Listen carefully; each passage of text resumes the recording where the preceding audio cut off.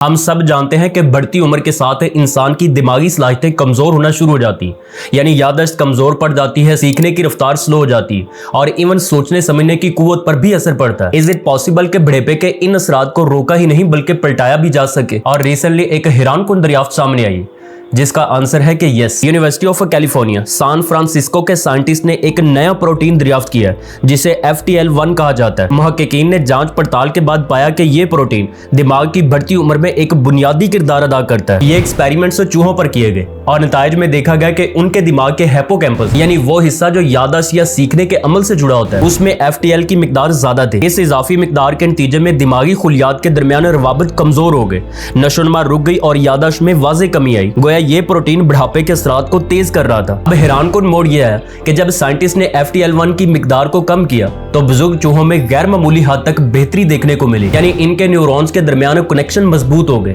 नई शाखें बनने लगी और याददाश्त के इम्तिहानात में इनकी कारकर्दगी हैरानकुन हद तक बेहतर हो गई। माहिरीन ने इस कामयाबी को एक आम बुढ़ापे को रोकने का अमल नहीं बल्कि हकीकत में एक रिवर्स यानी पलटाव करार दिया है। दूसरे अल्फाज में दिमाग ने सिर्फ उम्र रसीदगी की रफ्तार को कम नहीं किया बल्कि अपनी पुरानी जवानी जैसी सलाहियतें वापस हासिल भी की। यानी यह दरियाफ्त महज बुढ़ापे को मौखर करने की नहीं बल्कि दिमाग को नौजवान बनाने की भी उम्मीद देती है। और तहकीक यह बताती है कि ज्यादा मिकदार सिर्फ दिमागी रवाबत को मुतासिर नहीं करती बल्कि खुलियाती मेटाबॉलिज्म को भी सुस्त कर देती है, जिससे मजमूई दिमागी कारकर्दगी मजीद कमजोर हो जाती है। और यही रीजन है कि साइंटिस्ट अब FTL1 को निशाना बनाकर नई थेरेपीज तैयार करने की कोशिश कर रहे हैं ताकि न सिर्फ बुढ़ापे को रोका जा सके बल्कि इंसानी दिमागी फॉल को भी बेहतर बनाया जा सके। अब सपोज कर लीजिए कि अगर ये तहकीक इंसानों पर भी कामयाब हो जाती है तो फ्यूचर में अल्जाइमर और दीगर दिमागी बीमारियों का इलाज एक नई समत इख्तियार कर सकता है। इसके साथ साथ ये दरियाफ्त इस ख्वाब को भी हकीकत के करीब ला सकती है जिसमें बुढ़ापे के बावजूद इंसान अपनी याददाश्त और दिमागी तेजी को बरकरार रख सके। अब यहाँ पे खुलासा ये है कि FTL1 प्रोटीन पर होने वाली ये तहकीक दिमागी साइंस में एक इनकलाबी कदम है। ये ना सिर्फ दिमागी बुढ़ापे को रोकने की उम्मीद देती है बल्कि ये इसे पलटाने यानी रिवर्स एजिंग की तरफ भी इशारा देती है और फ्यूचर में शायद बुढ़ापा दिमाग के लिए